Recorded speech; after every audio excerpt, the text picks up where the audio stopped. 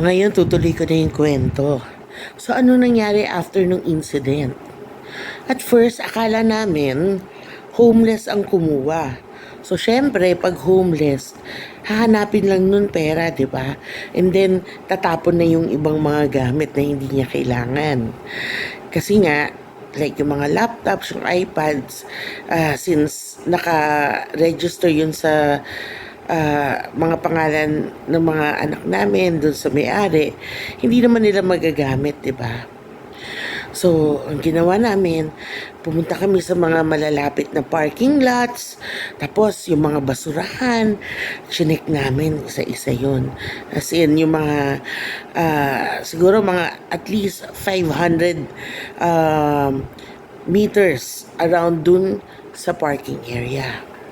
And then, dinecide namin na sige, punta muna tayo ng Nevada sa Las Vegas para naman hindi masira yung bakasyon natin since merong embassy naman na malapit sa Nevada na pwede naming asikasuhin yung passport namin. And then nung way namin sa Nevada, biglang na ano ng sister-in-law ko na nagping daw yung MacBook niya sa isang area. E di ang ginawa namin, parang mga more than an hour na kami nakakabiyahe, bumalik kami para lang puntahan yung place ko sa nagping. At ito pa, tinawagan namin yung mga pulis para sana mag-ask kami ng assistance kung sakaling, syempre, di ba, delikado, baka mamaya may sindikato doon na pag maghanap-hanap kami, biglang matrouble kami. Pero wala talaga silang news. As in, hindi kami binigyan ng assistant. Hindi daw yun emergency. So pagdating namin doon sa place, bahay lang siya. Bahay na, syempre, hindi naman kami pwedeng basta lang mag-doorbell, nakakatakot, 'di ba? Pero yung bahay na yun, may malapit na parking lot.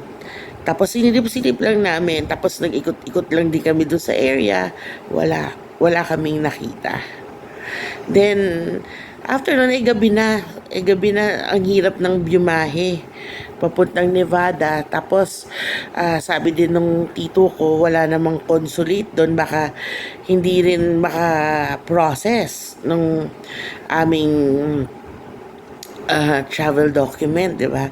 So, dinecide ko na, sabi ko, balik na lang tayo sa Carson kasi yung mga embassy ng Canada at saka ng US andun lang sa California, at least malapit kinabukasan pag pre-process.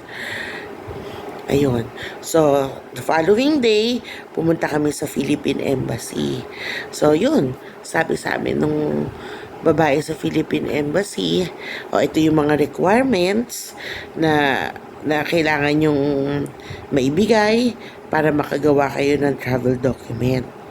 Tapos, sabi namin, pwede ba kaming makapunta sa cruise or sa Canada by just using the travel document?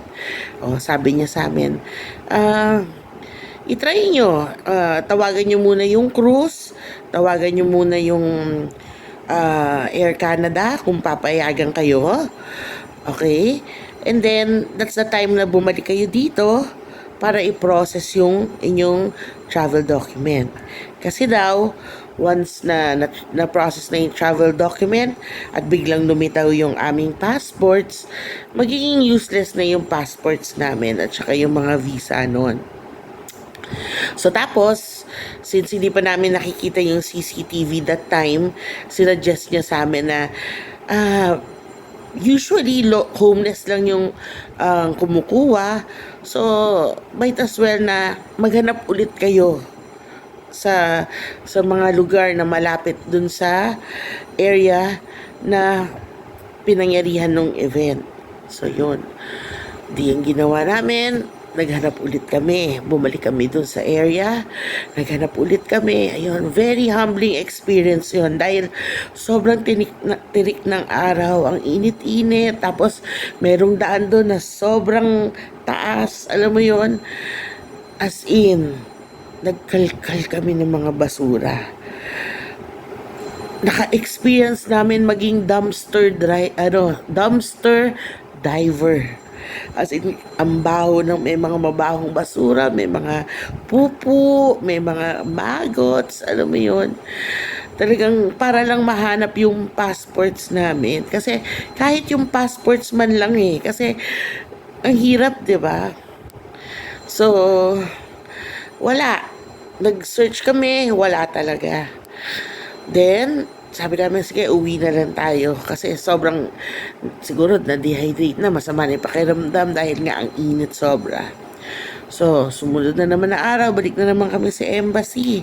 Kasi una, nilagay niya na yung mga requirements sa likod yun nga, na may affidavit, tapos yung mga, tawag dito, yung mga picture ng mga passports namin na luma, mga birth certificate and all, ganun. So, pagbalik namin ngayon sa embassy, hala, kailangan pala namin ng one-way ticket pa uwi. Ang ticket lang na prinasend namin, yung actual ticket namin na from Canada dapat uuwi, hindi daw pwede yun. So, sayang na naman yung punta namin, di ba, nung embassy. So, pinrocess na lang namin yung mga tickets namin. Buti na lang, napa-rebook namin yung ticket. Hindi na namin kailangan bumili ng bago pa. Kundi, mga 25,000 ang pinakamura. Bawat isang tao pa uwi. Ayun. So after that, ang ginawa namin, nagpapalit kami ng sasakyan kasi van yung nirent namin kasi supposedly 9 kaming magro-road trip. Medyo masyadong mahal at saka lumalagok ng gasolina. So nagpapalit kami ng mas maliit na sasakyan. And then, yun na nga, inasikaso na namin yung mga papeles namin. At saka mind you sobrang mahal doon kasi kailangan namin ng mga 2x2 picture. Alam nyo ba? 4 ang kailangan naming 2x2 pictures. So, ang pag 2x2 pictures doon sa Staples, 2 picture lang, alam niyo kung magkano? $17. 4 yun. Di almost $35 isang tao. 6 kami. Ano yun? Picture lang, gagastos ako ng 10,000 piso. Ay nako, buti na lang. Sabi ko, buti na lang meron kaming mga pictures on hand sa camera, di ba, mga soft copy. Nagprint na lang kami. Buti may kamag-anak kami, nagprint na lang kami ng aming pictures. So, ito na yung susunod na ngayon na araw, final day. Ayan, kompleto na yung dokumento namin. So, nagpanotaryo na kami ng mga affidavit of loss. Syempre, dollars. Tapos, photocopy, dollars din. Biro mo, photocopy, 50 cents. So magkano yun? Halos 30 pesos isang page. Tapos yung notaryo, dito sa atin, low as 100 pesos, may notaryo ka na dun. $15 isang notaryo. So yun, process na yung paper namin. Tapos pinaghintay pa kami. Sige, balik kayo ng 2 o'clock para dun sa inyong travel document. So yun na nga, may travel document na kami. Kaso lang, yung travel document na yon, isang gamitan lang yun, as in pauwi lang ng Pilipinas. So hindi talaga kami pinayagan sa cruise, hindi talaga pwede sa Canada. Kaya no choice kami, uwi kami ng Pilipinas. Napakamahal talaga ng bakasyon na to, no? Yung bakasyon namin, 10 days lang yung ginastos naming mahal na pamasahe. Tapos out of that 10 days, 3 araw, nagpo-process kami ng papeles namin sa embassy. So, anyway, may maganda rin namang nangyari. Kukwento ko ulit sa'yo kasi mahaba na, 10 minutes na. Ha? Okay.